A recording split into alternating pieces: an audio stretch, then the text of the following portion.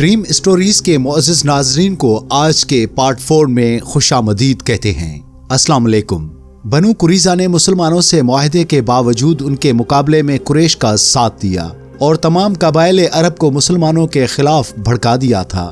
اس لیے غزوہ خندق سے فراغت کے بعد آن حضرت صلی اللہ علیہ وسلم نے ان کی طرف توجہ کی۔ اس مہم میں بھی علم حضرت علی رضی اللہ تعالی عنہ کے ہاتھ میں تھا اور انہوں نے رسول اللہ صلی اللہ علیہ وسلم کے عہد کے مطابق قلعے پر قبضہ کر کے ان کے صحن میں عصر کی نماز ادا کی۔ سن 6 ہجری میں آن حضرت صلی اللہ علیہ وسلم کو معلوم ہوا کہ بنو سعد یہود خیبر کی اعانت کے لیے مجتمع ہو رہے ہیں، اس لیے حضرت علی رضی اللہ تعالیٰ عنہ کو 100 کی جمعیت کے ساتھ ان کی سرکوبی پہ مامور کیا۔ انہوں نے ماہ شعبان میں حملہ کر کے بنو سعد کو منتشر کر دیا اور 500 اونٹ اور 2000 بکریاں مال غنیمت میں لائے۔ اسی سال یعنی سن 6 ہجری میں رسول اللہ صلی اللہ علیہ وسلم نے تقریباً 14,000 صحابہ کرام رضوان علیہم کے ساتھ زیارت کعبہ کا ارادہ فرمایا۔ مقام حدیبیہ میں معلوم ہوا کہ مشرکین مکہ مزاحمت کریں گے۔ حضرت عثمان رضی اللہ تعالیٰ عنہ گفتگو کے لیے سفیر بنا کر بھیجے گئے۔ مشرکین نے ان کو روک لیا۔ یہاں یہ خبر مشہور ہو گئی کہ وہ شہید کر دیے گئے، اس لیے آن حضرت صلی اللہ علیہ وسلم نے حضرت عثمان رضی اللہ تعالیٰ عنہ کے انتقام کے لیے مسلمانوں سے بیعت لی۔ حضرت علی رضی اللہ تعالیٰ عنہ بھی اس بیعت میں شریک تھے۔ بعد کو جب یہ معلوم ہوا کہ شہادت کی خبر غلط تھی تو مسلمانوں کا جوش کسی قدر کم ہوا اور طرفین مصالحت پر رضامندی ظاہر کی۔ حضرت علی رضی اللہ تعالیٰ عنہ کو صلح نامہ لکھنے کا حکم ہوا۔ انہوں نے حسب دستور حذا ما قاضى علیہ محمد رسول اللہ صلی اللہ علیہ وسلم کی عبارت سے عہد نامہ کی ابتدا کی۔ مشرکین نے رسول اللہ صلی اللہ علیہ وسلم کے لفظ پر اعتراض کیا، اگر ہم کو رسول اللہ ہونا تسلیم ہوتا تو پھر جھگڑا ہی کیا تھا۔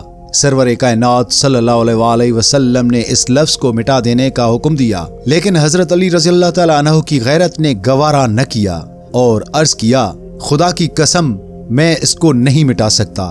اس لیے آن حضرت صلی اللہ علیہ وسلم نے خود مبارک ہاتھوں سے اس کو مٹا دیا اور اس کے بعد معاہدہ صلح لکھا گیا اور آن حضرت صلی اللہ علیہ وسلم کا ارادہ ملتوی کر کے مدینہ واپس تشریف لائے۔ سن 7 ہجری میں خیبر پر فوج کشی ہوئی۔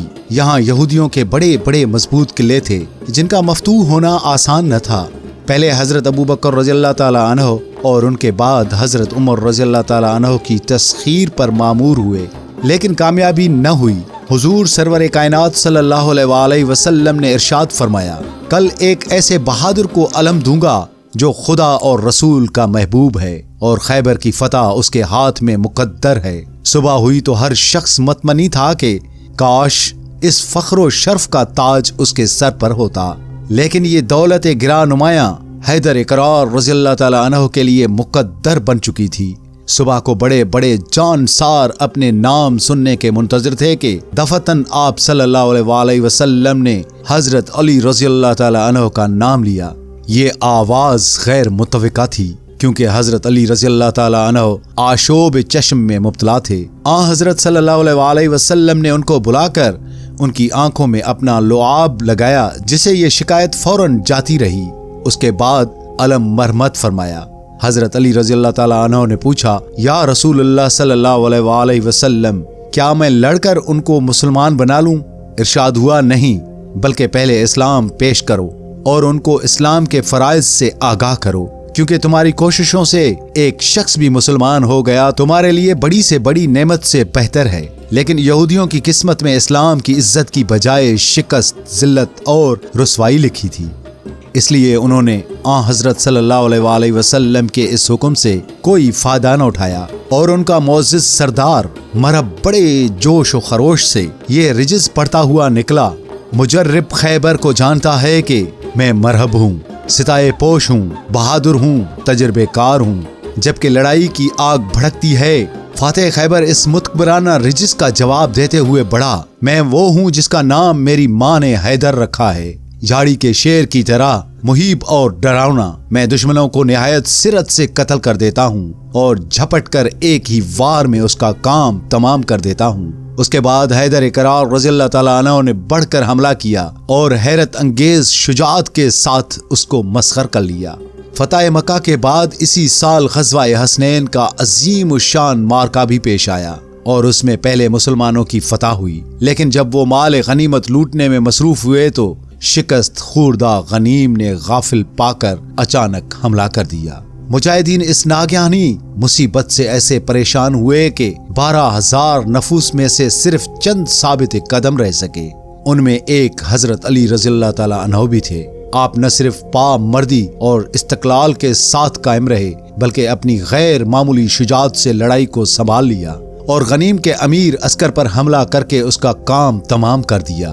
اور دوسری طرف جو مجاہدین ثابت قدم رہ گئے تھے وہ اس بے جگری کے ساتھ لڑ رہے تھے کہ مسلمانوں کی ابتری اور پریشانی کے باوجود دشمن کو شکست ہوئی۔ پیارے ناظرین، سن 9 ہجری میں جب حضرت صلی اللہ علیہ وآلہ وسلم نے تبوک کا قصد فرمایا تو حضرت علی رضی اللہ تعالیٰ عنہ کو اہل بیت کی حفاظت کے لیے مدینہ میں رہنے کا حکم دیا۔ شیر خدا کو شرکت جہاد سے محرومی کا غم تو تھا، منافقین کی تانا زنی نے اور بھی رنجیدہ کر دیا۔